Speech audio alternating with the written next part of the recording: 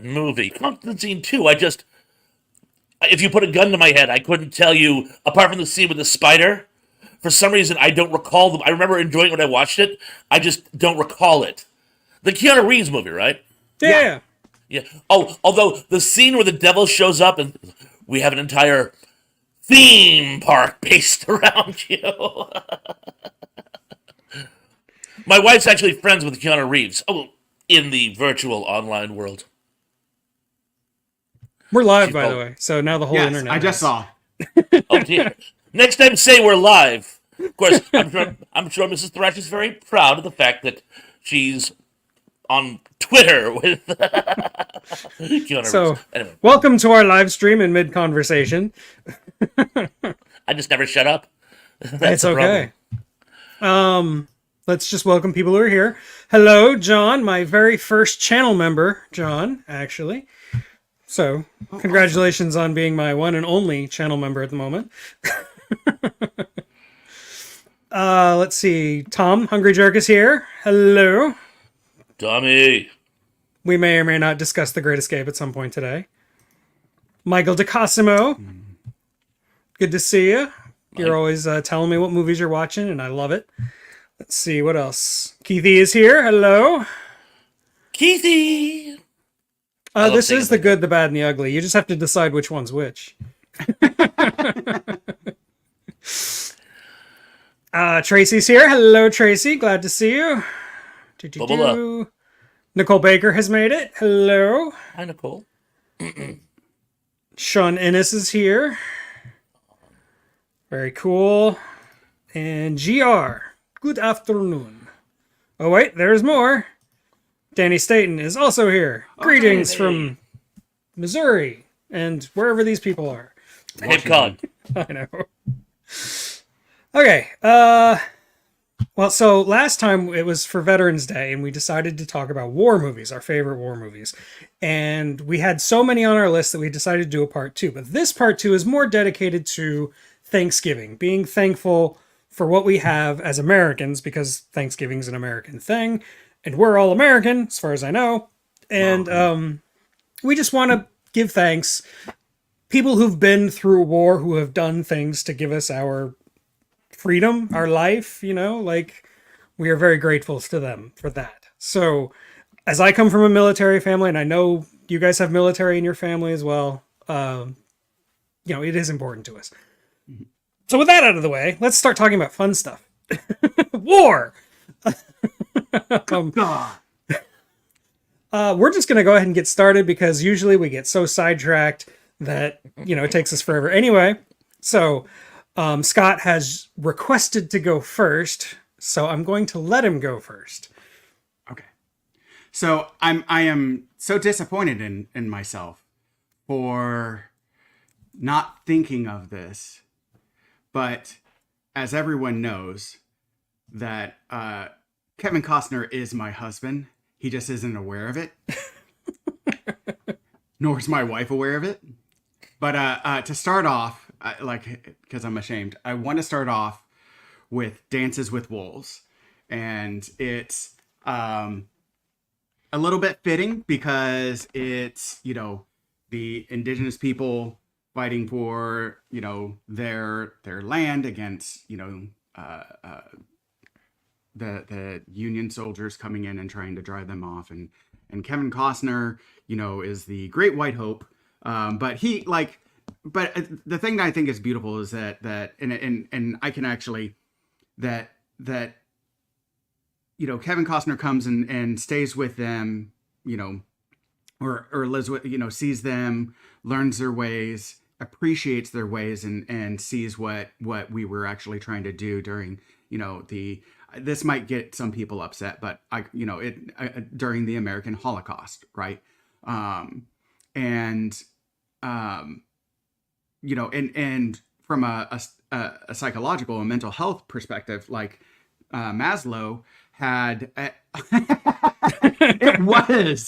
was a knockoff of Avatar. I'm so disappointed in them, and they got an Oscar for it for ripping off Avatar. Come on. But no, that Maslow actually developed his hierarchy of needs in New York, and then he wanted to make sure that it was universal, right? I think His Scott theory was almost said universal. hierarchy of nudes, which sounds way more interesting. No. That I've created. Don't take away my copyright. No, but like, so he wanted to make sure it was universal. So he went to what he was able to, that something, a culture that is so drastically different from the New York culture, and went and stayed with the Blackfoot tribe of North America and southern Canada for a year, and saw that the children there were actually already self-actualized, and readjusted his entire hierarchy of needs and his theory because of the fact of what he saw, what we were doing in our in New York. Because again, it's such a melting pot, or a stew of different cultures. He was like, this has got to be correct. So then he goes to the Blackfoot tribe, and it was like completely realized that he was so wrong, off base, and reorganized his entire theory because of that. And it really, and again, it kind of showed that, the importance of how those things, of their way of living and stuff like that. And so it's to me, it's not only is the movie reflective of a perspective, but it's also supported by actual history and research that there's like some better ways to be, right, when we think that we know the right way to do things. And so, Well, There's yeah, I always mean, another I feel like Dances with Wolves does do a good job of showing that. I mean, yeah, it is a white savior movie, but at the same time, I think it is important, especially for us white people, to remember that other cultures exist and are important and can show us ways of living that we don't even think about, that we wouldn't comprehend at first glance, and that we might even find more fulfilling, more rewarding. So yeah, I think Dances with Wolves does that really well. Hell, I think even Avatar does that. even with unobtainium. Is that I hard will- to find? I will keep my Avatar bashing to a minimum because my friend John is here and he's my member, my only member, and he really likes Avatar. So I'll I let love him have it. Avatar, but I also I love Avatar. So this is when I knock on it for love, because I love that movie. I just, there's some silliness there is some silliness. Like, again, I love lots of movies that I acknowledge have some silly parts in it, right? Like, again, if you love Star Trek, there's a lot of silliness in Star Trek. Well, and But that's the thing. When you do an homage to classic science fiction, there's going to be a lot of silliness because there was shocking little science in old science fiction. They just accepted it as part of the narrative. I mean, nowadays kids go, "Oh, that could never happen. That could never happen. That could never happen." Just watch the bloody movie. I like Avatar simply on homage value. I love to watch and go, "Oh, he got that from there, and he got that from there, and he got that from there, and he got that from there, and he got that from there." And every time I watch it, I find something new. And I call this Cameron's Law. When you steal from a couple dozen sources, it's an homage. Steal from one, you end up in court. Thank you, Mr. Ellison. And he learned a very valuable lesson with that. As Dan O'Bannon said, he didn't steal from anybody. He stole from everybody. That's how you do it. And was it Orson Welles who said, stealing from everyone is fun, but when you start to steal from yourself, you should be ashamed. Right. And I loved that. I loved that. Anything but derivative. And one thing you gotta say about Avatar, it is not derivative. Haven't seen the second one, so I can't say anything about that. But again, I enjoy it. Oh, and getting back to the source material we were talking about. Yeah, Dances with Wolves. I like Dances with Wolves.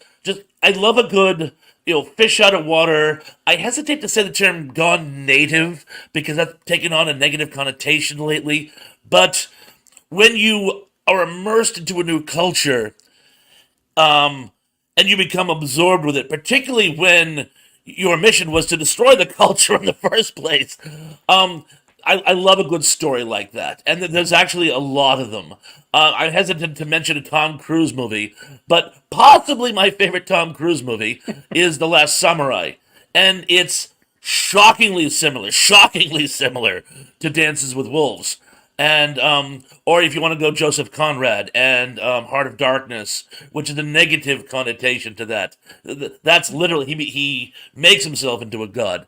But again, I just want to say, Dances with Wolves certainly fits the bill, and it's a good pick. Agreed. Absolutely. And fitting for Thanksgiving. Yeah, I was about to say. Yeah. In an ironic kind of way, but I'll give it to you. Okay, Thrash, your turn. Okay, I decided to dig deep for my first one. I love to dig deep for the first one, and I picked not only a foreign war film, but one from the actual enemy camp. And this has a couple of great little fun facts with it. It's the first considered feature-length anime ever made, and it's called Momotaro's The Divine Sea Warriors. Either you guys seen this one? And I've frozen. No. I have heard of it, but I have not seen it. This one, it's actually an amazing movie. It's animated. It's actually in black and white. There's an old Japanese legend, Momotaro, which doesn't translate well into English, but it basically means Peach Junior, or boy from the peach. Little exposition here, just so you know what I'm talking about. This old woodsman finds a big peach in the forest, brings it home, gonna have a treat for dinner with his wife. When they cut it open, a child pops out. And it's an even bigger treat because they were never blessed with children. And they raise this child who turns out to be a mystic warrior, sort of like Jubei. And he has all kinds of adventures and whatnot. But because this was in 1944, they decided to wrap it in the World War II narrative. And he becomes leader of this group of Imperial Marines. Now, here's where the funny part kicks in. The Japanese military are depicted in an anthropomorphic kind of way. They are teddy bears or puppies, just in Imperial military uniforms. And they go through, it shows the training they go through to get ready to fight the Bakagaijin. And one of the crazy parts about this is that it attacks colonialism, but only Western colonialism. There's a great story where it talks about how the Portuguese were taking over the Pacific Islands, and it illustrates the Japanese as liberators. And when they go to these other islands to liberate them, the Japanese are shown as like imperial troops. The natives are all shown as just regular wild animals. So it's almost saying we're civilizing these people because, we have actually. It's almost like something out of Island of Dr. Moreau, where it's like, you see, we've reached the higher plane. You guys just haven't yet. And when they show the Westerners, it becomes almost comical. They're like bug-eyed monsters, and they with like these like spaghetti-like arms, and whenever they're attacked, they just go to pieces, going ah, yeah, yeah. And it's funny. Most of them, you could tell it's a Japanese person doing really, really bad English. But in one of the climactic scenes, Momotaro actually fits the role of General Yamashita and he takes the surrender at Singapore. And the English, which they look almost like demons. But this is a sad part. There's a rumor that the guy they got who could speak English to do the voice for the English commander, they actually fished him out of a POW camp and required him to read the lines so it actually sound English. And I don't know if that's true or not, but it certainly sounds plausible. But okay, well, goodbye, Nicole. Thanks for dropping bye, by. Nicole. Sorry, Bye. continue. And that was pretty much. I had reached my conclusion that it's a really slick film, even though it's from the Axis camp. But to just show the Axis spin on like a propaganda movie and their depiction of the events of the war, it's just amazing. That sounds fascinating. It's on YouTube. You can find it right here Yes. on YouTube. Yep. Oh, nice. I'm Scott adding will it to our- will assemble another list of where you can stream or watch for free, and we'll put it in the description of this video later. So look for that. If you're watching on replay, it should already be there. Fingers crossed. Okay, before we keep going any further, let me go ahead and look at some comments real quick. I never said hi to Indy, so hello, Indy. Indy helps Steve tonight. And Daryl Johnson also, hello. Other brother Daryl. Let's see. And yeah, we said goodbye to Nicole. Okay, that's it. Nothing else. So I'm going to go ahead and I'm going to bring up. Well, I already talked about this in the green room before we started recording, but I'm going to go ahead and mention Henry V. Because I'm a Shakespeare nut. I love Shakespeare. I'm one of those freaks that reads it for fun. And Henry V is like, it's a very raw spirit of like jingoistic war kind of, this is righteous. This is a good cause. Once more into the breach, dear friends, and all that stuff. It's so well done. And without Henry V, I wouldn't know what the Battle of Agincourt even was. But once you like read the history of the Battle of Agincourt, it's insane. It's completely insane. It doesn't make any sense. And Henry V as a war movie. I mean, I'm talking about the Kenneth Branagh adaptation of the play, of course. Of course. There are other versions of Henry V that aren't bad. There's a really good one with Benedict Cumberbatch. No, not Benedict. Tom Hiddleston. Tom Hiddleston. He's really good. But the Kenneth Branagh is the definitive Henry V. You just can't get any better than that. Where was I? What was I saying? My brain just completely short-circuited on me. You were selling us on the Kenneth Branagh and how it holds up, even It though does. it's Shakespeare, it holds up as a war film. Well, and how you were looking into the history of the Battle of Agincourt, where like basically England had no business even coming close to winning, and yet they won, and they only lost something like it was like 500 people, I think, whereas the French lost tens of thousands or something like 20,000. that. I don't know the exact 20,000, numbers. Okay, 20,000, yeah. And that's just, it's completely insane. And it was a testament to Henry V's military strategy, which historically is very lauded for its time. He was a great military leader, more so than even a king. He was a better leader, better military leader than king. Definitely. And Shakespeare really like leans into that and really like mythologizes Henry V in such strong terms that we still think of Henry V as a Shakespearean character more than a historical figure, which I think is fun. Same thing happened to Richard III, for the worse. A horse. Which also the Richard III that they did, where they set it in like a Nazi-ified version of England with Ian McKellen. That's really good too. I really like that. I love that one. Henry V, I think for a war movie, it's a movie designed to make you feel good. I mean, which is weird for a war movie. But it's supposed to be, Shakespeare wrote a lot of his history plays to be morally ambiguous, but Henry V, he never did that. Henry V is as morally straightforward as you can get. This war was the righteous thing, and we united England and France and led to prosperity if only it hadn't fallen apart, and yada yada yada.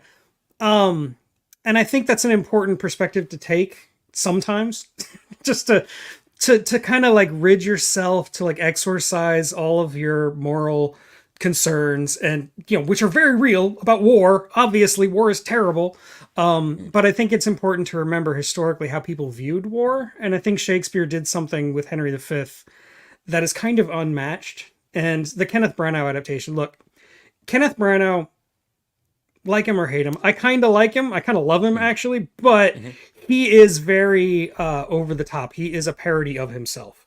Yeah. And that really works for Henry V. It also works for when he's in Harry Potter. But So I mean, Kenneth Branagh has done a lot of other Shakespeare, but I don't think he's ever come anywhere close to Henry V. That is his magnum opus.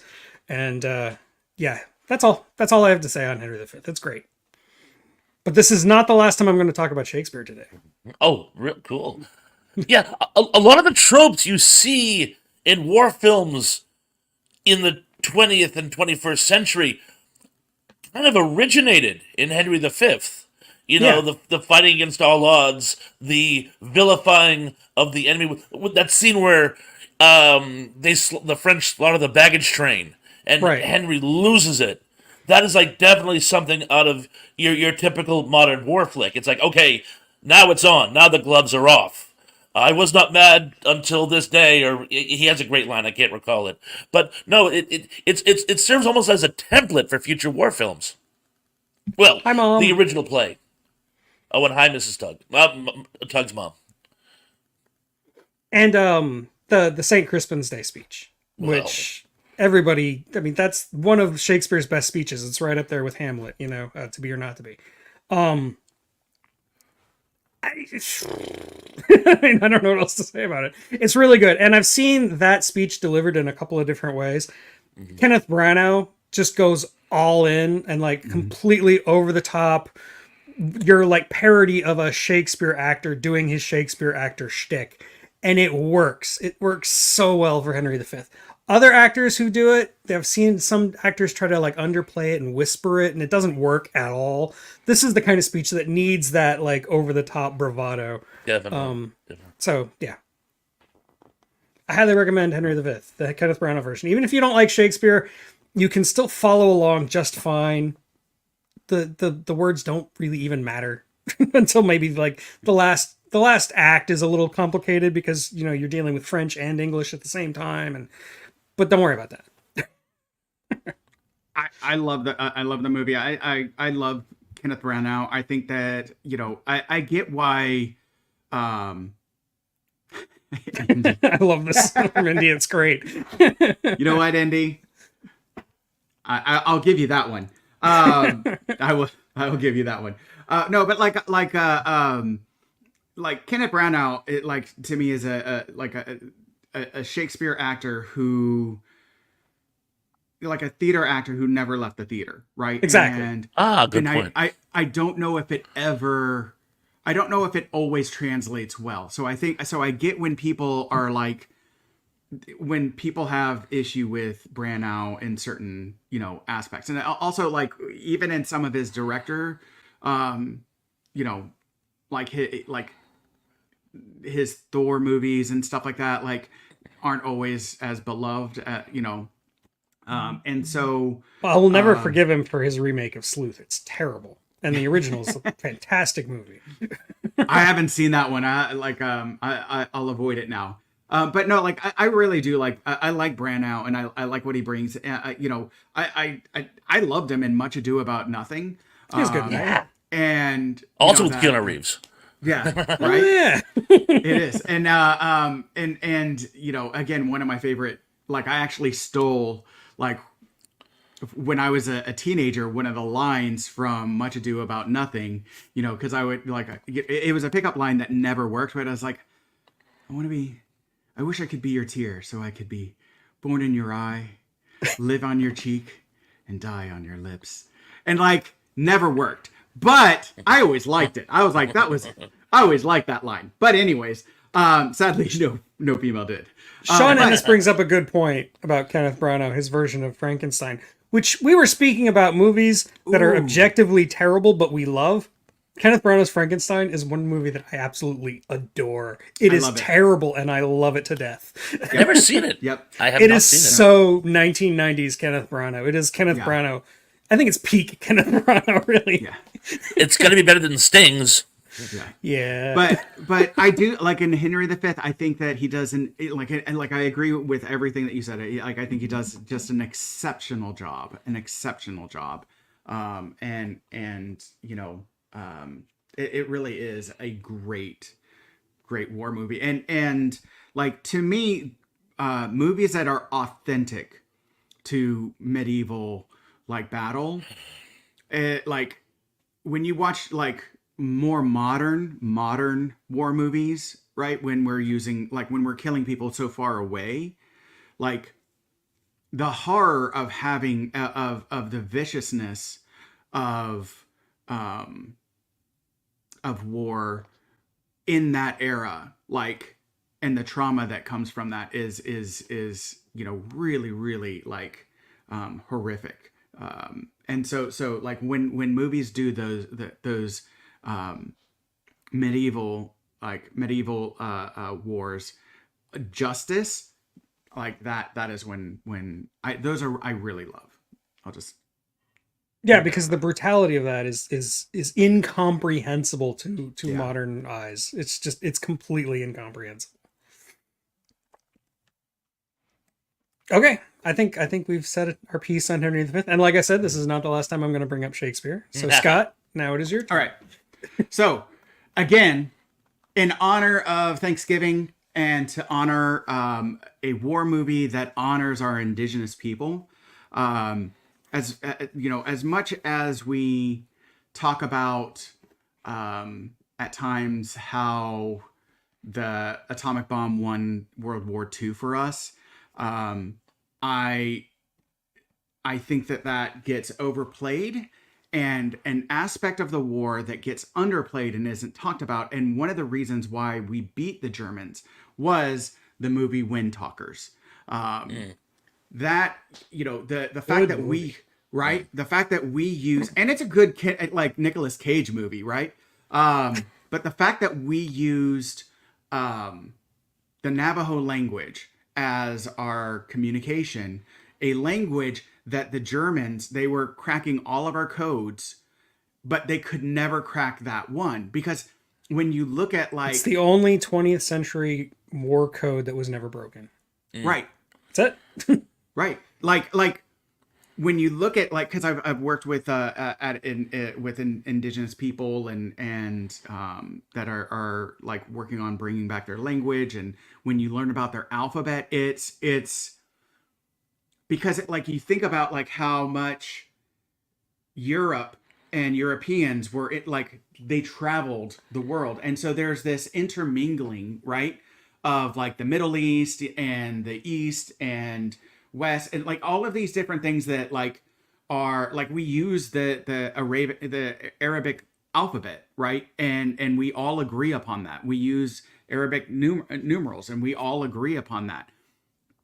The indigenous people never did that, and it's such an like a contrasting language from what we're used to, and as far as the rules and the sounds and all this different things, like, and you get that, I think, in some of the African languages, but like it just makes it impossible to crack, and it's, and the movie, I think, just shows just the importance of the indigenous people. Like, again, I like you, especially when you look at like the laws that that were instilled, like some of them couldn't even own land because they were too savage, or a lot of them couldn't own land because they were too savage. They couldn't vote. We were taking their children away, all of this different stuff. Yet they stepped up to defend a country that didn't defend them. Kind of like we talked about, like with Tuskegee last time and everything like that. And to defend a country that didn't defend them and saw them, like literally saw them as second class. Like there was savage laws out there, like especially in Oklahoma and things like that. Like it was. Indy brings up a good point. Little nitpicking. It was used against the Japanese. Oh, my bad. You're right. My apologies. Okay. I couldn't bring myself to say it. Thank you, Indy. Sorry. I couldn't bring myself. No, I apologize. Indy is our you. instant fact checker. If anybody says anything I wrong, he appreciate it. usually catches it. Thank you. Yeah, you're right, against the Japanese, and so it was phenomenal, right? It was fantastic, and I love that movie. Excellent quote from Atlas. I thought it was the Italians that bombed Pearl Harbor. No, and the fact that like we were able to come up with a code for the Japanese that they couldn't crack. As somebody who is actively trying to learn kanji right now, the Japanese language is already an unbreakable code. Yeah. Yeah. Who has three Oh. freaking alphabets? I know, right? No, One is well, more than enough. like my, you know, TMI, but my wife is half Vietnamese, and my mother-in-law is Vietnamese, and like when like you sit there and the complexity of some of the Asian languages, like if you say like we all, like a lot of us know pho, right? Wonderful soup, just Yummy, yummy. right, exactly. But if you say like, but you have to say it with a certain innotation, right? Like you have and tone. And if you change the tone, it becomes a totally different word. So if you say pho versus pho, like those are two totally different words now. Words, And you're yeah. like, wait, what? You Like- mean it's not called faux? I know, right? And so like again, you make these little like changes and sounds, and it's a totally different. And like I'm like, I give up. I can barely speak English. Like I grew up in the South. I can't even speak English right. You know, and like Okay, I know we're derailed, but since we're derailed, I want to bring up a something that bothers the heck out of me. When we like Englify, like turn a foreign language into English and start using Arabic letters, like say Chinese. We in order to read Chinese as Americans, we write it down in Arabic letters. Why do we do things like make X SH, and why do we use letters that aren't phonetical anymore? Like if we're going to go ahead and change it anyway, why not make it phonetical, right? It bugs the, The crap word- out of me. The word phonetical is not phonetic. Yeah, I know. Shut up. I couldn't resist. I'm sorry. I also love like what was it? We took the U's out of all of our like color and all that stuff. Right. Right. Like that, we got rid of the OU and just changed it to O, except for the word glamour. That Yeah. we still head on to Because Why? it has I to don't be know. glamorous. I know, Glamour. right? It's And so- glamour. Yeah. Glamour. Thank you, Indy. Again, coming through in a pinch. Anglicized. That's the word I was looking for, not Anglify, obviously.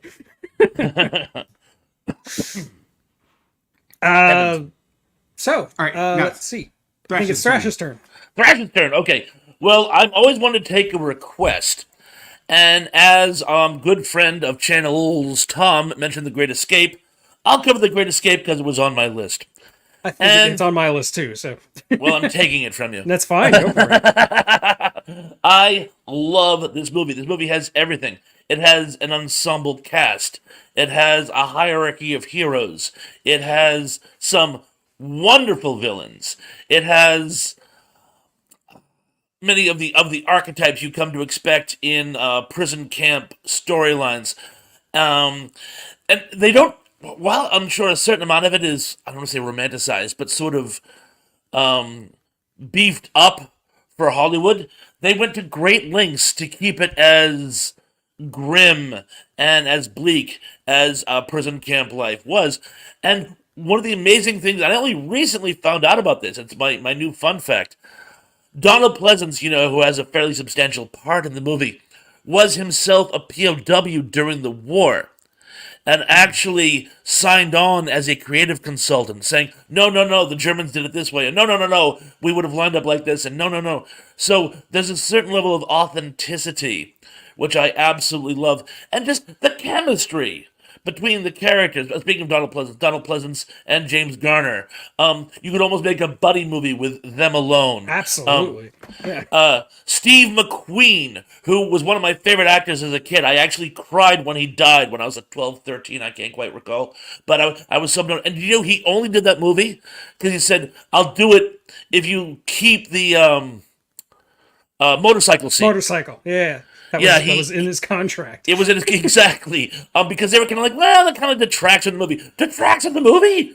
He's like escaping on a motorcycle with all the Germans in the world after him. It's just an amazing scene, and the fact that some it pays off for and some it doesn't. And I'm not going to go into spoiler territory here, but it's. There are some happy endings, and there are some, absolutely not happy endings. And there's even that scene where a commandant actually has tears in his eyes, where he's delivering some somber news. And I'm like, wow.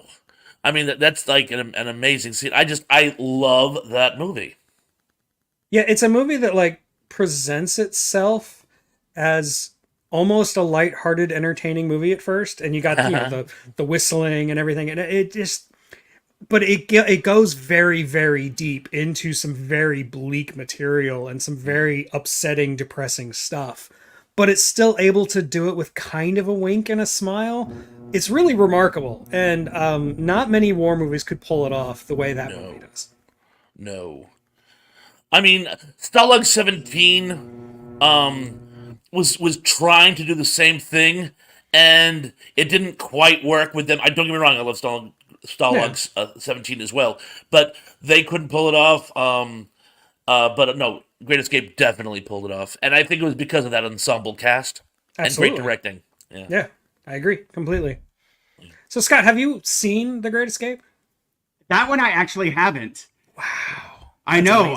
That's why I was like, wait, where do I find that? And I like, so for people like me that have not seen this yet I know it. I am aware of the movie and that it's a great movie that I really need to see. It is free on Tubi and it's free on Pluto, the Roku channel. And if you have an Amazon Prime subscription, it's free there.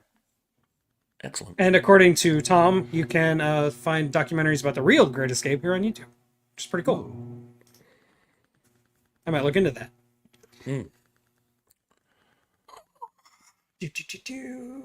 Oh wait, it's my turn. Oh, you? Yeah, let's say you.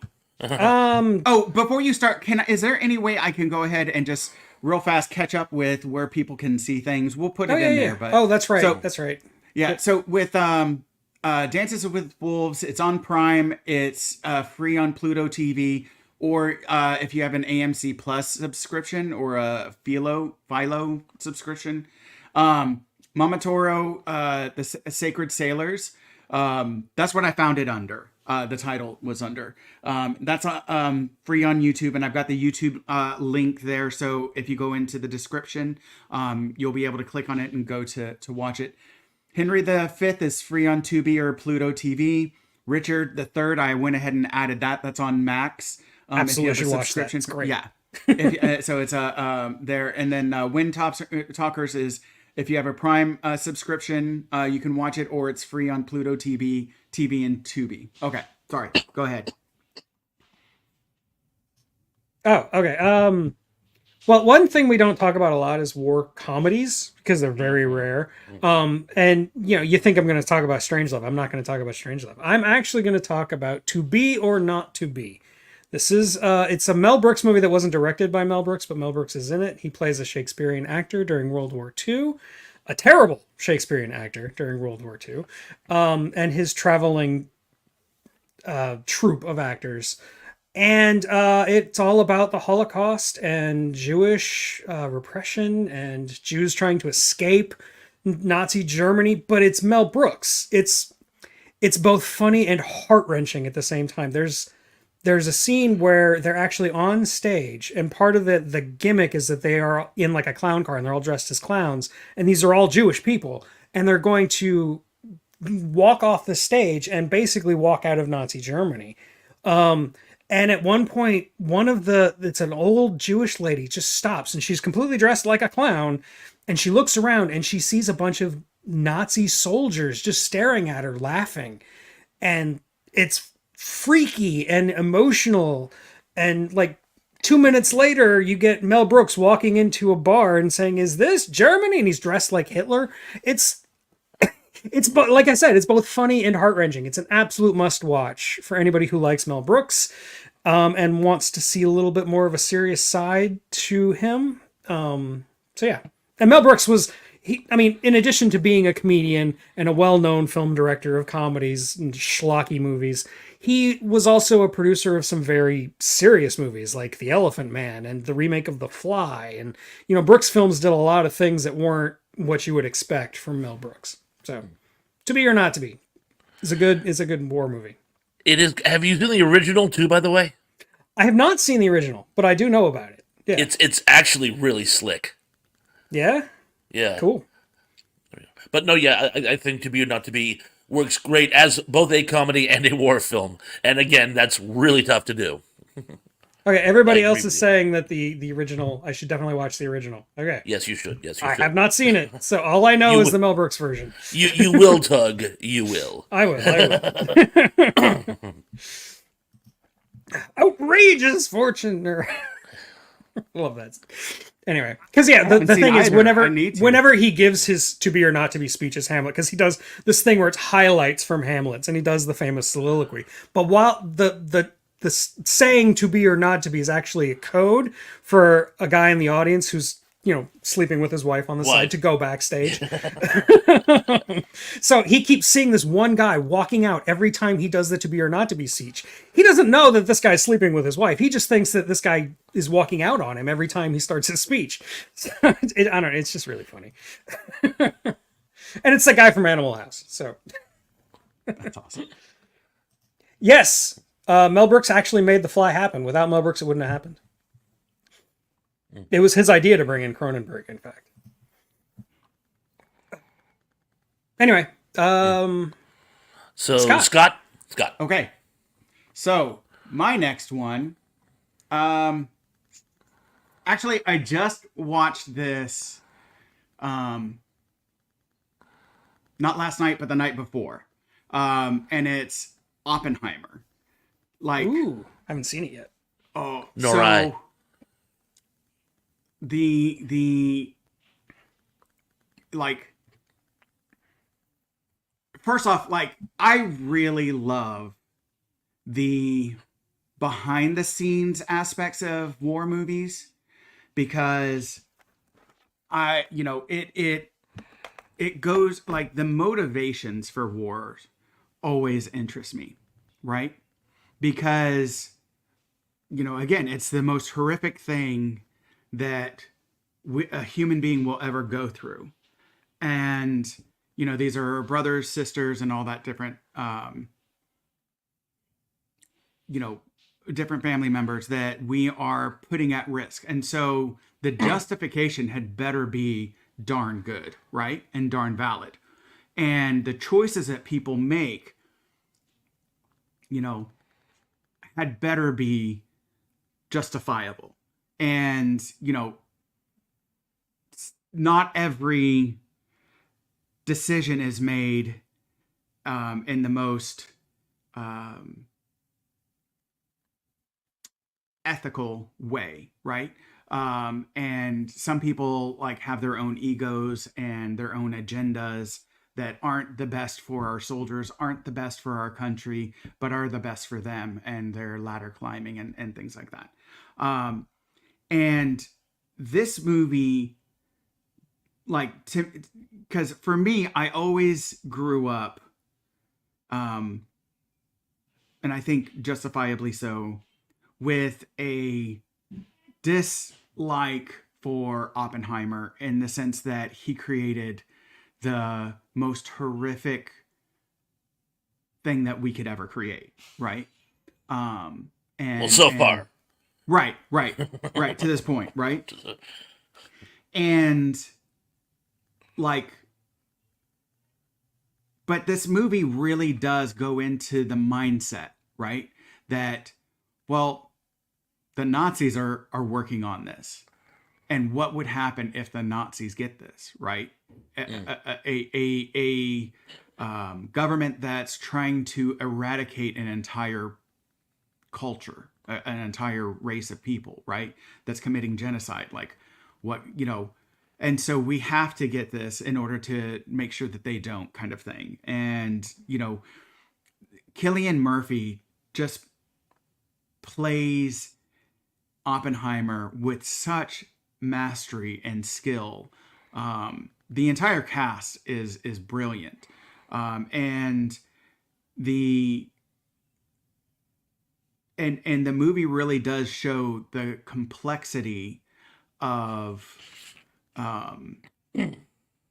what it's like to be the man, like his famous phrase, "I am become death, destroyer of worlds," right? His famous quote, like, of someone that carries that weight, right? And then what he tried to do after he created this, and how he tried to look, it's there. how are we responsible with this, and really tried to advocate for responsibility with this, and all these different things, and you know, and you know, the guilt that he carried, right, as well as, you know, he had, you know, he was, you know, he had socialist leanings. You know, he well, not socialist. He describes, you know, and he points this out, that he was a New Deal Democrat, right? A FDR Democrat, right? And was never a part of the Communist Party or anything like that. But because of, you know, it's that MacArthur era, you know, Cold War era, like, McCarthy, you know, not MacArthur. Don't get those confused. Oh yeah, McCarthy. Sorry, McCarthy era. Sorry, yeah, you're right. My bad. Well, there are some similarities. Yeah. and so like it really and I think, again, it's an important, there's a lot of different important things that and themes that it brings up that, you know, again, we absolutely need to learn from, because those who do not learn from history are doomed to repeat it, right? And so you know, just to you know, ensure like everything, it was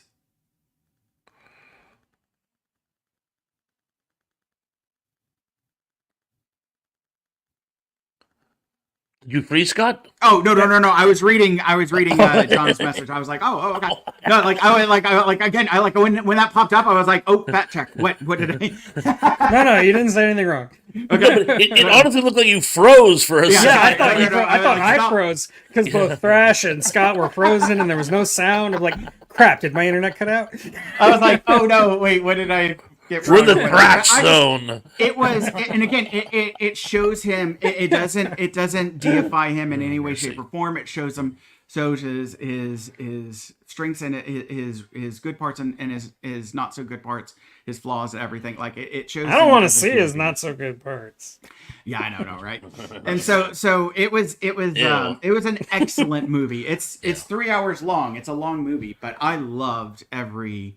Yeah, that's why I haven't been able to see it yet. Because when I go to the theater, I go to the theater when my son's at school, so I can't do a whole 3 hours, or else I'll risk missing the end of the school day. You know. Well, it's not in the theater, so you can not anymore. rent it. Right now, it's you rent it or purchase it online. It's not available free. But Tell him to do something to get him in detention. Right, I know, right? Do him some good. Yeah. Toughen him up. Stop being such a good straight A student. Go break something. This is called a cherry bomb. Pat Benatar loved him. Cherry bomb. So, like, I Lita Ford. I cannot, Lita I Ford. cannot, like the entire cast is exceptional. Like Robert Downey Jr.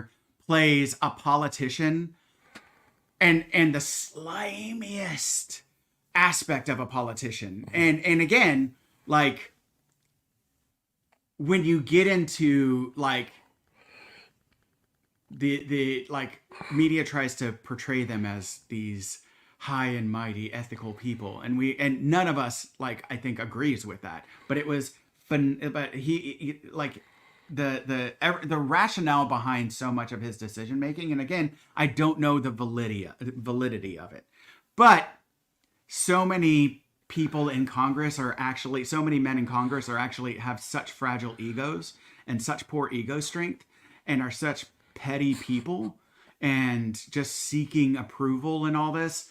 And like, it wouldn't surprise me if it was true, but like Robert Downey Jr. did such an excellent job. The entire cast, Florence Pugh, Cillian Murphy, just like everything. I haven't yet to see anything that he has done that is a bad job. Josh Hartnett is really good in this.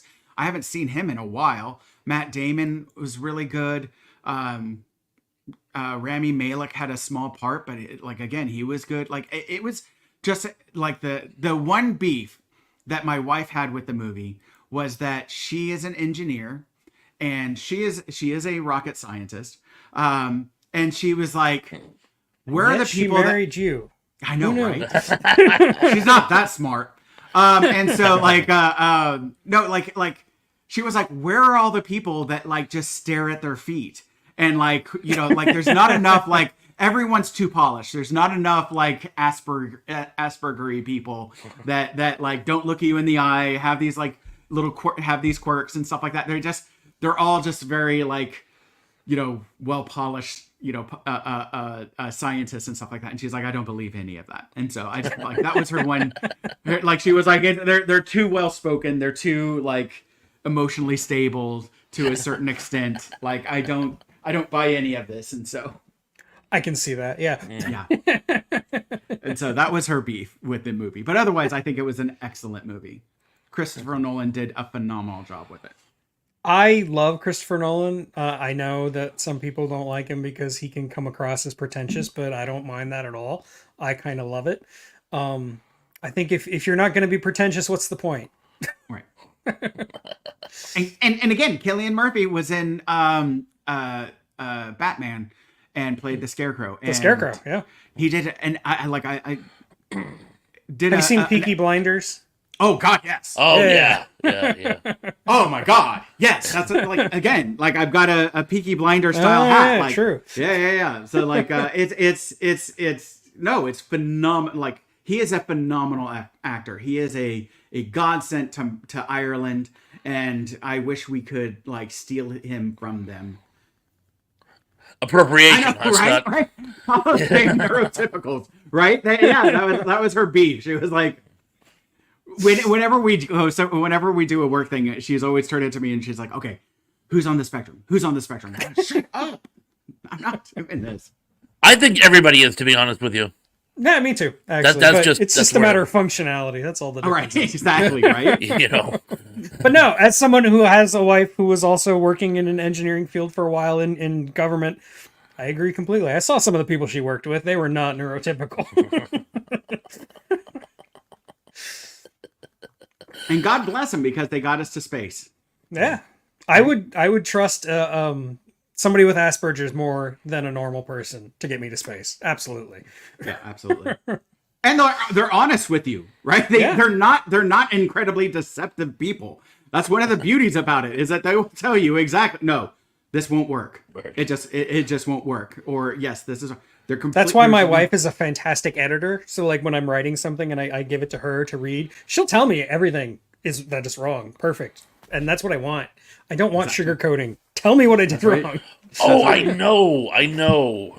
It's well, I didn't want to hurt your feelings. No, but I'm a laughing stock now. Thank you. Yeah. That's far more hurtful to my feelings. Yeah, The Imitation Game. That's another good one about. That's on my list. That was going to be the next one I was going to bring up. We can still talk about it. We'll just forget that comment happened. Yeah. Okay. I can't forget. My mind won't let me forget. Sorry. There I go again. Who's up now? I forget. I lost count. I think it's your turn. Fresh. Yeah. Really? Sorry. Okay. Well, I've decided I'm actually going to stick with the prison camp theme for my next choice as well. And I'm astonished. When I was going through my list, I'm like, I can't believe I didn't bring these up already. But that's just me. And I'm going to bring up World War II POW camp movie from the Japanese perspective, starring Yurikyo Sakamoto. I know I butchered his name.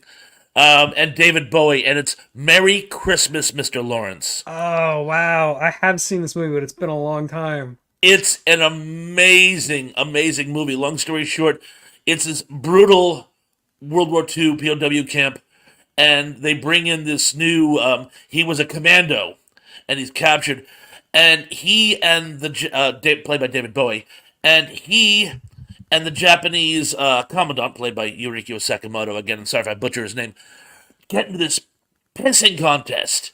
And it's established over the course of the genre that the commandant actually has a crush on David Bowie, which isn't helping matters for him. And it's just, visually, it's breathtaking. It was actually, I believe it was filmed in Indonesia, say that 5 times fast. And they built this camp, an actual functioning camp, and I guess I heard they actually found like people who were like cancer patients and stuff because they wanted people who looked emaciated. It really, really feels like a POW camp, and it doesn't try to sugarcoat the brutality that was going on in World War II at the time. I mean, yeah, there's Bridge on the River Kwai and others, and it's like they almost soft pedal it to make the violence acceptable to a viewing audience. But no, this one it's really brutal. I must point out, almost disturbingly brutal at some point. But again, just the pissing contest that goes on between the two of them, and Conti has a small part as actually Mr. Lawrence, and he's great in the supporting role. And it's a really amazing film, and has an amazing soundtrack too, done by Sakamoto. He died recently, but he had this like Asian symphony, which put out some incredible music over the years. And again, I can't stand by this film enough. Cool. Yeah, I mean, like I said, I saw it, but it was back in film school, so it was a long time ago. I barely remember it. All I really remember is that relationship between Bowie and Sakamoto, and just the way they played off of each other, and the way they they butted heads. It's really well done. And Vim here says that there's homoerotic tension between Bowie and Sakamoto. Now look, Yes, there is. I'm straight as an arrow, but I feel homoerotic tension with Bowie, so that's fine. Time. All the time. Guilty as charged. He would make me go It's David necro. Bowie. Come on. I'm just gonna be honest. He would make me go necro. And you know, Yuriko Sakamoto was kind of hot as well. So you know what? There you go. I'm No, only no. human.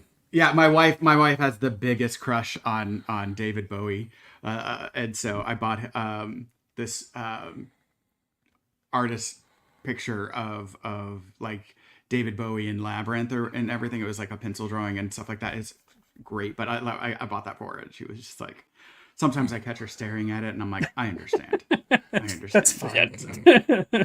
You got to know And when you know you what? can't compete. I agree with is that John? That's John. Yeah. Yeah. Channel yeah, member I John. agree with him. Yeah. So yeah, he is correct, 100%. All right, Oh, I guess yours, it's my Eric. turn. Wow. Let me look at my list again. I haven't seen that, but To Be or Not to Be is on a Max. If you have Max subscription, you can watch it there. Oppenheimer, it's rental or purchase right now. And then Merry Christmas, Mr. Lawrence. You have to purchase or rent, but I did find a free. You can watch it free on Facebook, so I put that link in there. You'll be able to Cool. watch it there. Yeah, Cool. I want to see it. Like a David Bowie movie. That's definitely one that I'll be able to get my wife to watch. It's a war movie. I'll definitely be able to get my wife to watch. So. Well, looking at my list, I can keep going with this theme that I didn't even know I had of movies that were some of my late dad's favorite movies. And I'm going to mention one of his favorite movies of all time, and that's Dr. Zhivago.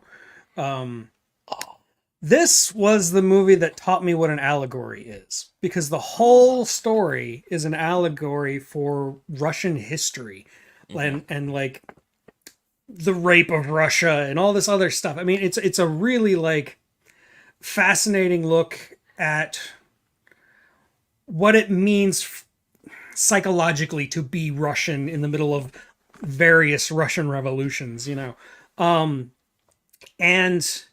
the music is incredible. The movie is stunning. It like I saw it for the first time when I was, single digits, and it was boring as hell because I was in single digits and there wasn't enough like explosions. But as a war movie that deals with that kind of existential dread of, snowy, wintry Russia in the middle of a revolution, I'm making it sound like it's a horror, like it's not a fun movie to watch, but it actually is a really good movie to watch. Like it's something that I could watch again and again, even though I think it's 3 or 4 hours long. It's really long. 3 hours, 40 minutes, I believe. Yeah. But yeah, it's one of my favorite movies about war from a Russian perspective. It is actually my favorite film of all time. Period. Wow, there we go. Cool. It's my number one. There are some real close seconds, but I absolutely adore Dr. Zhivago. Again, amazing cast. The cinematography is breathtaking. It's incredible. This is a true story. I showed it to when I showed it to a friend of mine for the first time. We had come home from college. It was the summer. It was like 90 degrees in the shade. It was like and muggy, and I lived in a swamp back then. It was really, really hot. Well, I had the door wide open just to get some ventilation in there. And in the Ice Palace scene, where it's just the winter landscape and the house is encased in ice, he goes, I'm getting a chill. He actually felt cold just for Right. watching the movie. It has that kind of energy. Yeah. And When you watch this movie, you should definitely turn the heat up. yeah. And the fact that the war and revolution are really a backdrop, but they make such the scene where the deserters run into the new recruits and they have that exchange, and you see the young officer get on the barrel and he fixes his hat and he goes, "Now men, we must fight for mother," and you think it's gonna be this big stirring speech, and they're like, blam, and he's and it's like, Exactly, wow. yeah. That whole scene is like one of the best scenes in cinema history. Oh, and I gotta point this out just because it's amazing. The scene where it's the one time Alec Guinness, or one of two times I think now that I think of it, Alec Guinness and Omar Sharif are actually on set together, and of course Guinness is the narrator. So when he's giving his lines, he does them through narration. Right. But when Omar Sharif speaks, he speaks in real time. And Diegetically. thank you. I knew there was a word for it, I just didn't know it. Thank you very much. But it's just such an amazingly poignant scene. And of course he ends up being, his brother becomes a general, and Zhivago ends up being a traitor. It's just the whole dichotomy. I absolutely love this movie, and it works on so many levels as a war film, as well as a romantic film, a drama, and anything else you want to throw in there. Yeah, and like I said, it taught me what allegory is because my dad, he sat me down and he said, okay, look, imagine Laura is, Julie Christie, is like the personification of Russia. And everything else falls into place. Like once you realize that and you start looking at how the plot unfolds, it all really makes perfect sense with what actually happened to Russia during the revolution. And I find that amazing storytelling. Like aside from the cinematography, aside from the acting, aside from the music, all of which are absolutely top of the line, I find the storytelling to be endlessly fascinating.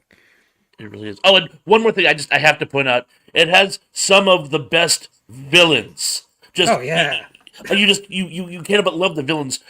Pasha Antipov is, people have actually seen that and said, "Bob, that's what you would be like if America had a revolution." And I go, "Dear God, you're right. I would be Pasha Antipov." And of love course, it. my favorite actor of all time is of course Rod Steiger. And Naturally, him, yes. yeah. And I used to like quote that scene where he and yeah, the same soldier that came with me today as an escort will come back tomorrow as a firing squad. I love that. I used to quote that scene. I used to dream that one day there'd be like a local theater troupe would do Zhivago and I could actually play Victor. It just, I know I'm a geek. I'm sorry. We already knew that's that though, great. didn't we? Don't apologize for being a geek. Haven't you learned nothing from me? So endeth the lesson. But yeah, Scott, please tell me you've seen Zhivago. Like when I was like really Single young, digits. Yeah.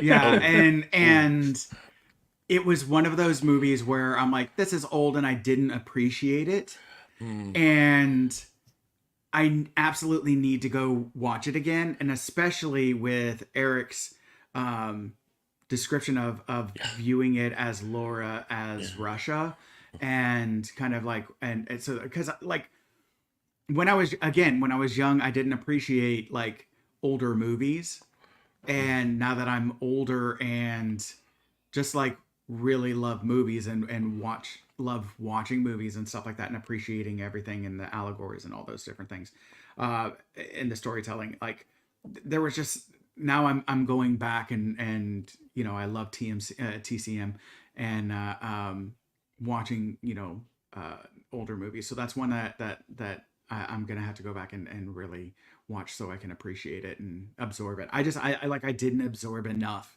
I get I remember like some of it, but like I didn't absorb enough because I just didn't appreciate what I was watching at the time, unfortunately. Give it have to- another try.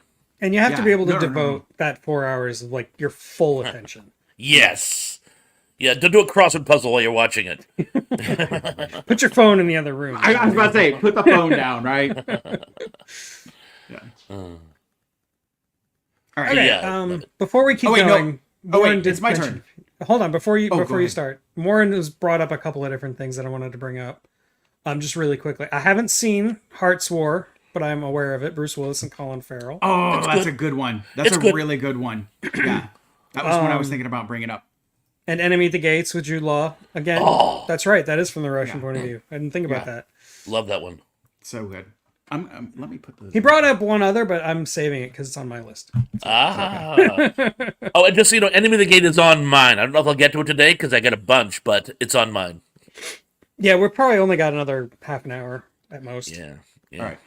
I'm Yeah, adding yeah. those. I'm going to add those to our list and find out. Oh, when okay, we cool. Watch them Cool. in that way. Yeah. Since we talked about it, I try to anything we talk about, I always like to add.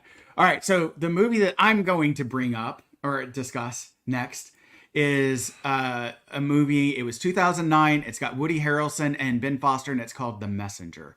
It is a movie about the men who have to tell the families that their loved one passed away, and it is a really, really just heartbreaking, but important movie, right? Because one of the things that, like, when we talk about war, when we talk about Veterans Day, when we talk about Memorial Day, we focus so much on the soldiers, but I think oftentimes what gets lost is the soldiers aren't the only ones that go through the war, right? The soldiers, it's the families go through it too, right?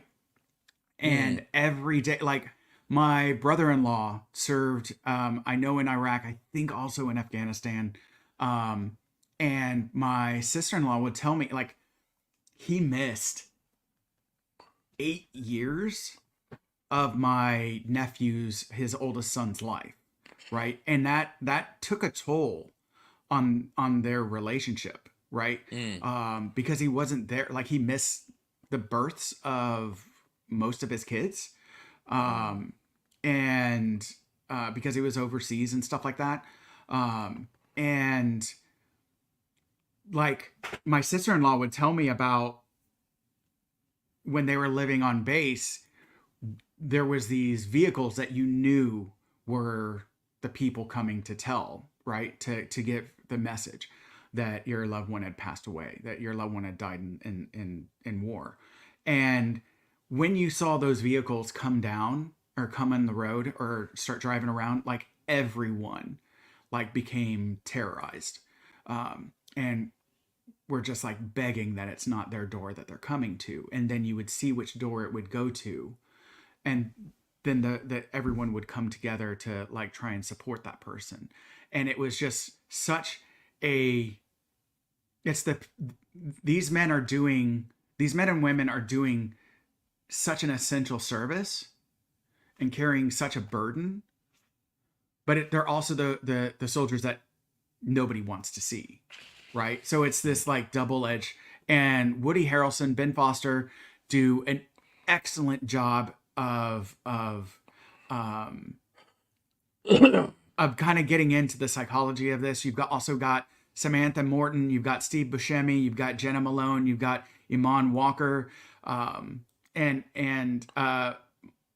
Michael Chernus. I never knew his name, but he's once you see him, you're like, oh, he's a background actor in a lot of different movies.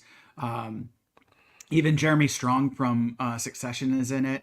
You know, it's an excellent and an incredibly important movie, because, like, you know, again, to me, that's always like we plan so much for the wars, and I think it's becoming more apparent that we almost never plan for the aftermath. And when you look at what the family members have to go through for soldiers that die in war, like, they don't get a lot. And so there's a lot that's kind of like we neglect in that aspect. Because again, a lot of our military funding is going towards building the weapons rather than supporting the soldiers and our families and stuff. And so, sorry, that's my one little political aspect. But like, yeah, it's a great You can't talk about war without talking about politics. Like the epitome of politics. And you're right, by the way. So, yeah, Yeah, when a private who, like, when an 18, like, we're like, yeah, but he's 18, but he or she is 18. But when a private only makes something like $19,000 a year and they're putting their life on the line for $19,000 a year, come on, man. We have so much money in the defense budget and none of it's going to our soldiers. Like, we really have to change that. Anyways. Charlie Wilson's War. Yes, that was another great... I'm going to add that to our list, too. That's a phenomenal movie. Phenomenal. And it absolutely talks about that aspect. Tom Hanks does a great job and absolutely talks about, like, the war between Afghanistan and Russia and our part in it. And then how, that became something that bit us in the butt later on, and because of our actions there, it later on bit us in the butt years later, and so there's consequences to our actions. So okay, no, that's great. So Thrash, your turn. I was so busy focusing on what Mr. Scott here was saying that I actually lost my place in line. So let me just pick one here really quick. I'll just sort of but I have a stupid question. Did I not mention Fire on the Plains in the last show? I could have sworn I did, but it's not on the list. I don't remember you talking about it. I don't remember you talking about it. Well, then I have to talk about it. Fire on the Plains, again, I'm going to stick with the Pacific Theater today. It seems to be my running theme. It's a Japanese film. Now, a lot of people don't realize, before Toho made kaiju films, and there's a great story about this, they were actually making war films, or more to the point, they were making anti-war films, because during the occupation, Japan was not permitted to make any film that glamorized war. So what they would do is they'd make these anti-war films and say, you see, MacArthur, we're not fascists anymore. And one of them was a masterpiece called Fire on the Plain. And it takes place during the last days of the Filipino occupation. And it's this soldier who is very ill. And he's ordered to go to a field hospital. And basically, as he goes to the field hospital, his base gets wiped out. He gets to the field hospital. That gets wiped out. And he ends up not so much deserting, but just being on his own. Everyone else has been killed. And there's a really terrifying scene where when the hospital is being bombed by the Allies, the medical staff just leave. And all the patients are just kind of there. It's a very, very tragic scene. But he tries to avoid the Americans at all costs because he thinks they're just going to kill him. But he ends up going through, and he has, I don't want to say adventure, because it's not an adventure, but it's almost like this quest where he's just trying to figure out what he's going to do next.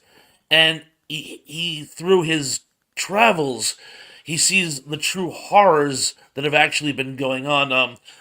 Many of his co-Japanese forces have reverted to cannibalism. There's rampant violence, mutinying.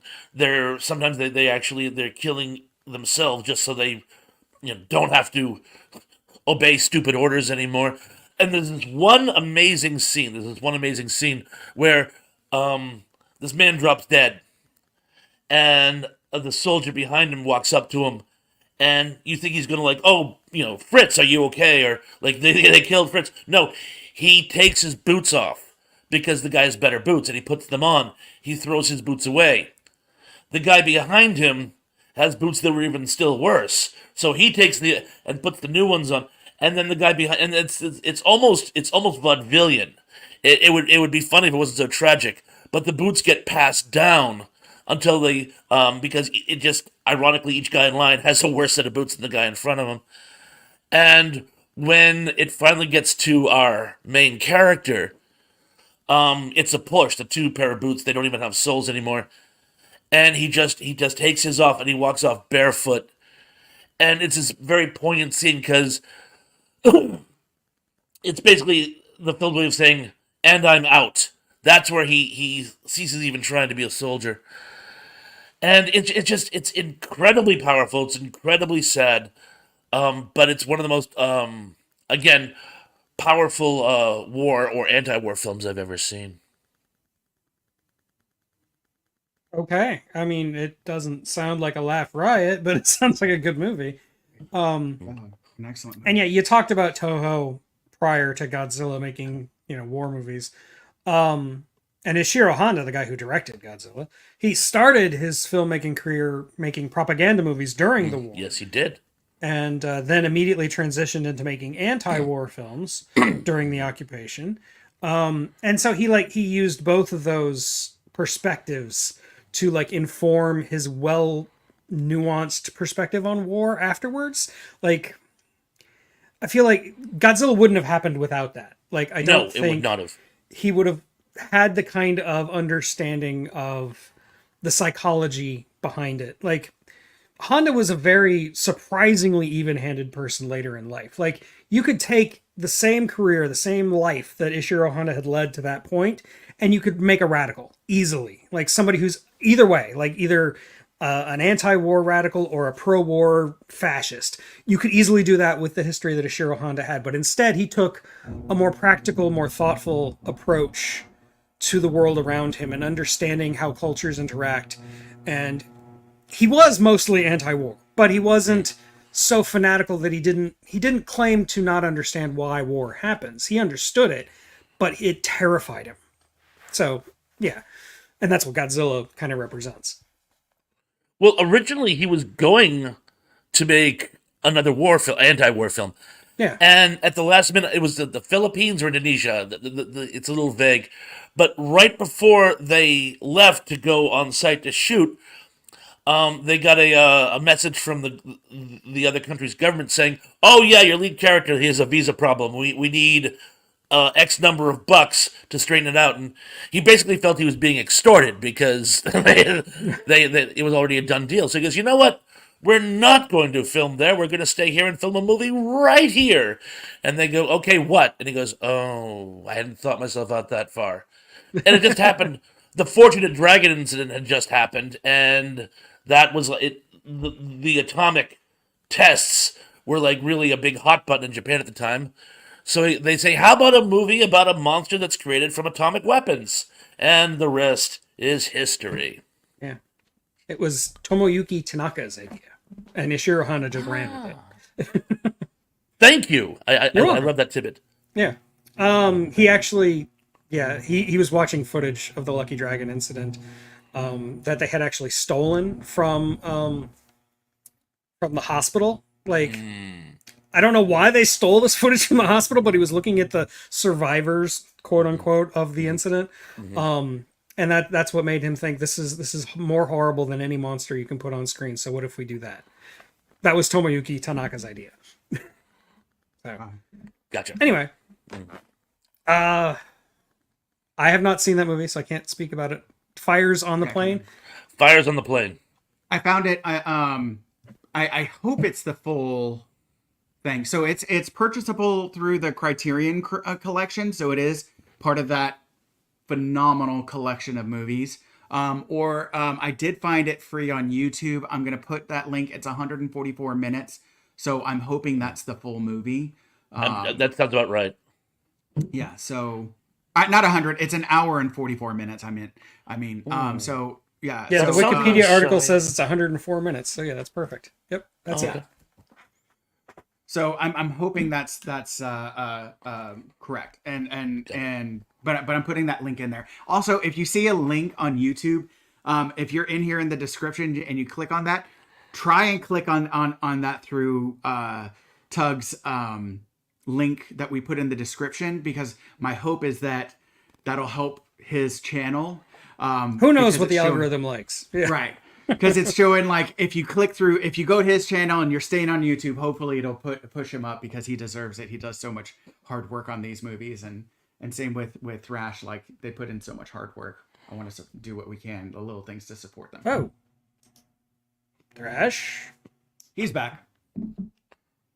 Maybe. I don't know. Can you hear me? I can Yes. hear you, Okay. but you've turned black.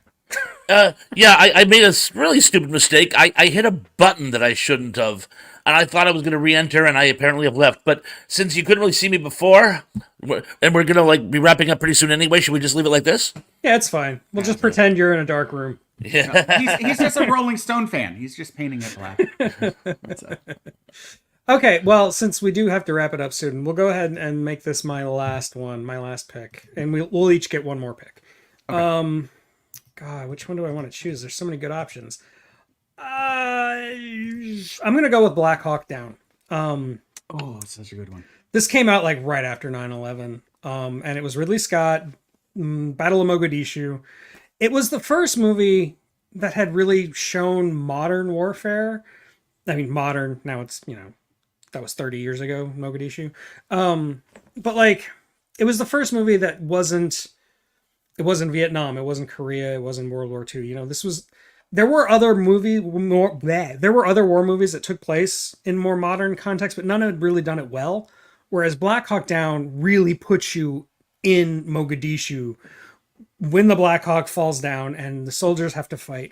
And it does show you some different perspectives on events, but I think where the movie shines the brightest is in showing you the perspective of the actual soldiers.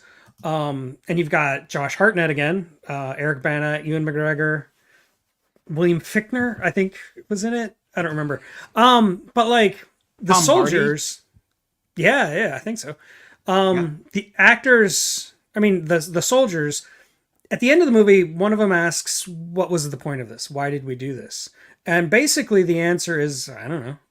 Like the soldiers are so in the thick of it; they have so much chaos around them, and all they know is that they have to survive. All they know is that they have to get from point A to point B, do this, do that. They're unable to think about the bigger picture anymore. They're unable to think about why they're there. They're unable to think about like whether the orders they're being given are fair or not, because it's just so madness. It's so chaotic. And I feel like it shows that. And because it's in a modern context, it feels even more fast paced than anything you'd get out of Vietnam, where, there's lots of waiting in the grass. And, this, I mean, it's very kinetic. It's basically an action movie, but a horror-filled action movie. And yeah, I think it's Ridley Scott at the top of his game. When Ridley Scott's on fire, he's on fire. When he's not, his movies. But Black Hawk Down is one of his best, I think. I love that movie. I think it was phenomenal. It's also one of those that, oftentimes, and maybe this is like, I felt like movies portrayed us as, the heroes, the champions. We do things right or whatever. I think there's a lot, like there's a lot of movies that show like how horrible war is and the mistakes that we made. But to me, this was one of the first ones, especially when with us right after 9/11. Like it, like I guess for me, like when it happened, I had just really reached true adulthood. I was already an adult, but I think I really started to become an adult at this point. And really showed me where it resonated that our military doesn't always do things perfectly, and when things mess up, what do our soldiers have to go through, right? And I think they did such an excellent job of like, how do we polish this turd? And so basically, right. And some of the real struggles that they have to go through in these, terrifying, moments. And to me, it just it was a more modern movie. I was a younger, adult, and I saw this because I was like, yeah, it's a brand new movie or whatever. Got to go see this. And I was like, wow. Rather than, and I connected, I think to me, it connected. It's one of those first movies that really connected to me, versus some of the older movies. Oh, they're old, whatever, blah, blah, blah. Like this one kind of like resonated, and then made me appreciate go back and watch some of the older movies and appreciate them. I think one of the things that really like blew me away at the time, and I still deeply appreciate about the movie, is that it's not taking a moral stance. Like, it doesn't Yeah. take a stance at all. It just shows you what happened, and it Yeah. shows you like what these people are going through. It doesn't make any judgment about whether they're right or wrong. It just says this is Right. the situation you find yourself in, and this is what you have to do to survive. This is what you have to do to get through it. And that's it. That's the whole movie. And I find that, I think, more powerful than somebody looking at you and, you know, telling you what to think. You know, like this movie just shows you. That's it. This is the ultimate show don't tell movie. So Yeah. and war movies, it's really hard to make a war movie and not proselytize, at least at some degree. Like, one of the other movies that was on my list is Platoon, for the exact opposite reason. Platoon is one of the most proselytizing war movies ever. Oh, But like, yeah, I think that's what makes Black Hawk Down a special kind of war movie, because it's very rare in a war movie to have that kind of perspective. gotcha. I couldn't agree more. Detached, I think, is the word I'm trying to Detached, look for. Yeah. Says the man in the dark room. Yeah. I'm completely detached. Here, I'll prove it. Sorry. I don't know, that could get scary quick. I don't know what came over me. I'm sorry. I had a Boo Okay, Radley moment. Scott, your last chance. Oh. Can we That would be can we a great please do title. like a where we don't talk about it, but we just mention Just do like a movies lightning after round? this? Yeah, okay. Yeah, lightning Yeah. round of just mentioning movies. Oh, or whatever. love it. Love it. Okay. Because there's just too many others that, you know, because I don't think that we're gonna do a third. No, I'm not Yes, going to but- do a part 3. We talked Yeah, about doing so- westerns next. Oh, that would be great. Okay, so I'm gonna. Oh, I'm really debating. I'm gonna bring up Hurt Locker, just because Love of it. how powerful that movie is. Yes. And terrifying, right? Because again, like, you're the person that diffuses the bomb, and Catherine Bigelow. thank you. Catherine Bigelow, like, she won an Oscar, like, she won an Oscar for it, right? Yeah, I Yeah, think so. she was a first female director or something like that. Like, and also for a war movie, I just, like, she did such an excellent job. Jeremy Renner, like, did such an amazing job and performance in this. Yeah, that like, movie shows that he can actually act. Like, I like Jeremy Renner and I like him in his Yeah. movies, but he's not usually an actor. He's usually just being Jeremy Renner. But in The Hurt Locker, he actually is doing some really good acting.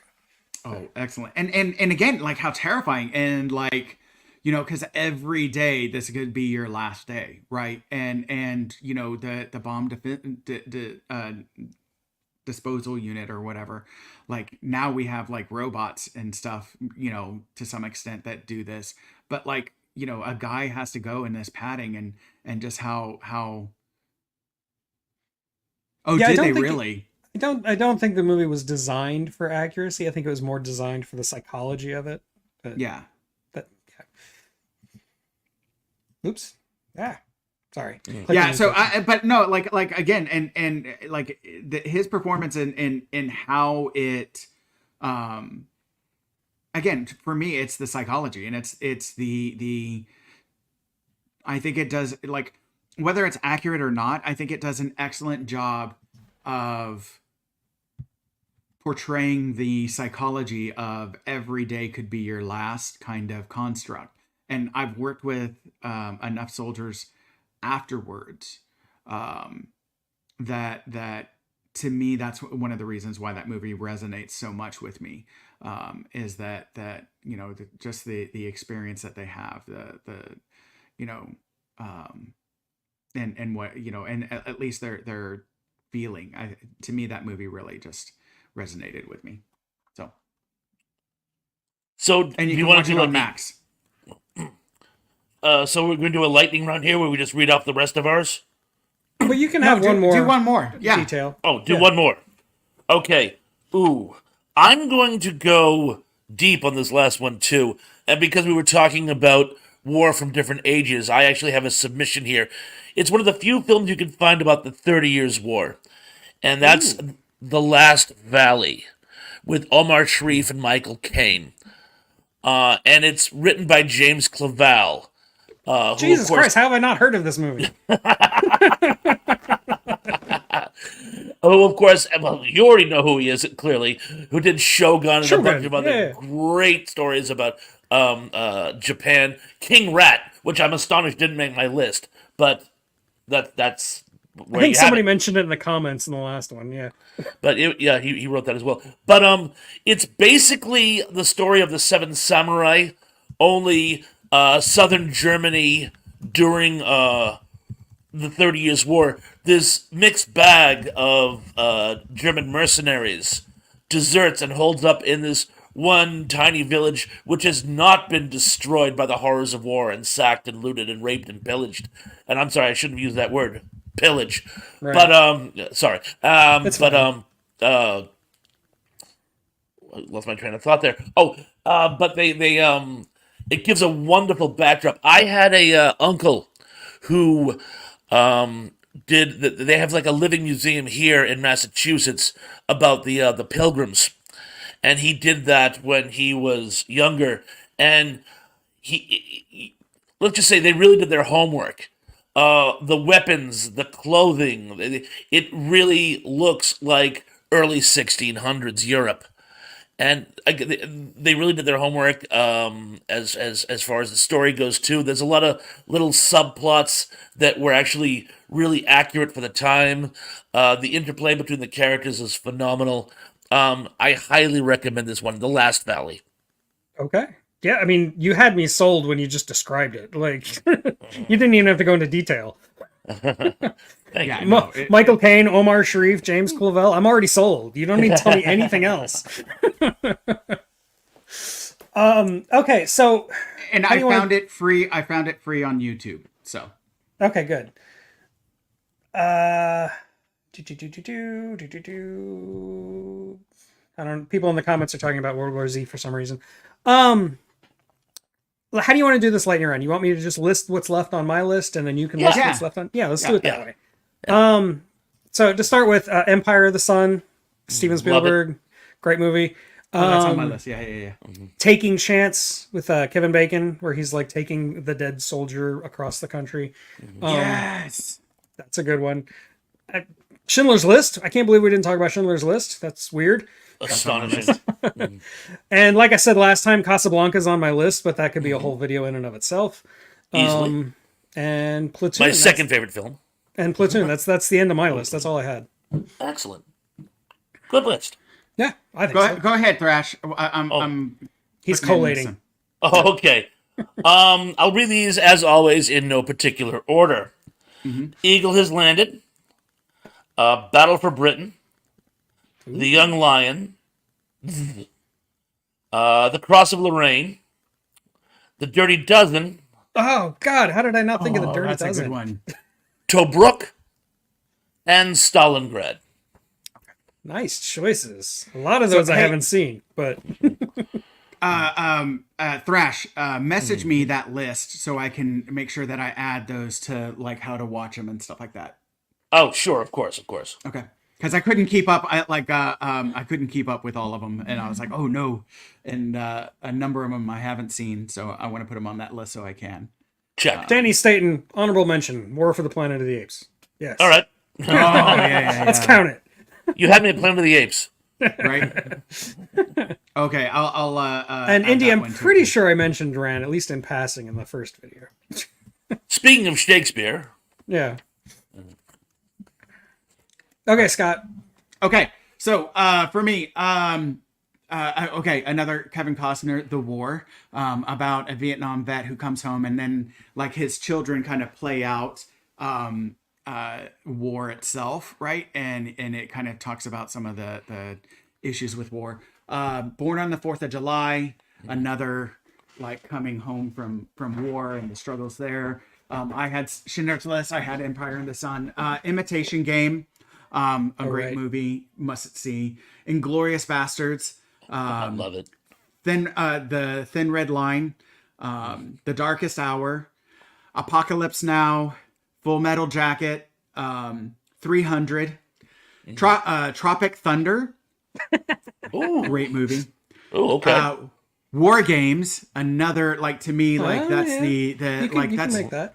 It's got war in the I- title. So Title. Well, and to me, it kind of goes with the Oppenheimer because it's the, even though it's not an actual war, the computer plays out the war. it came awfully close. Yeah. Right? Yeah, right. And so, Stripes.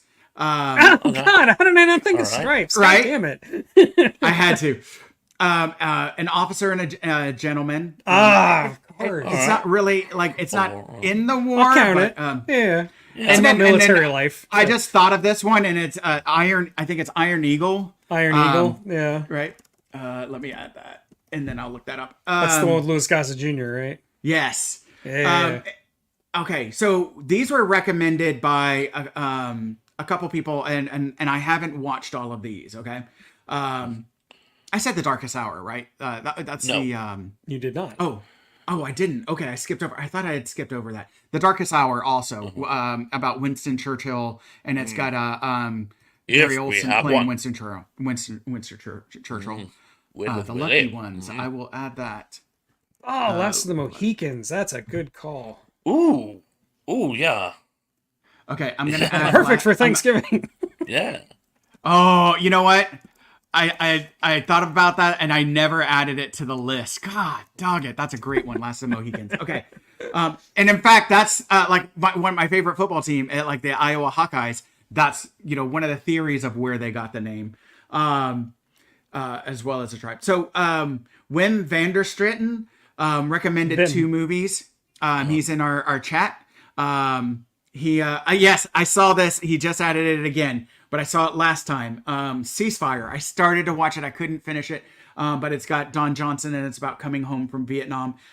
It's on Tubi, Vudu, and Plex for free. And then he also mentioned Hell in the Pacific, and that's free on YouTube. So I Love added that that one. link. American Sniper. I haven't seen that one, but I wanted to put that out there. The Last Flag Flying. I haven't seen that, but it's on Prime. Johnny Got His Gun. Downfall. That's free on Downfall. YouTube. That's a good one. Right. Dunkirk. The newest one's on Yeah, Amazon that's a good Prime. one too. A Field in England. That one actually haven't had a chance to see it, but it looked so good. That one is one that I like it just from the trailer. It looks really good, and it's not an actual like it's a metaphor. They're talking like they're 2 soldiers like in a war that are off, and then and they talk about war or whatever. 1917 and Lawrence of Arabia. Okay, Sisu and Bat 21. I'll have to add those. Some great other Lawrence of selections Arabia. there. Like since I mentioned Dr. Zhivago, I felt like Lawrence of Arabia would just be overkill.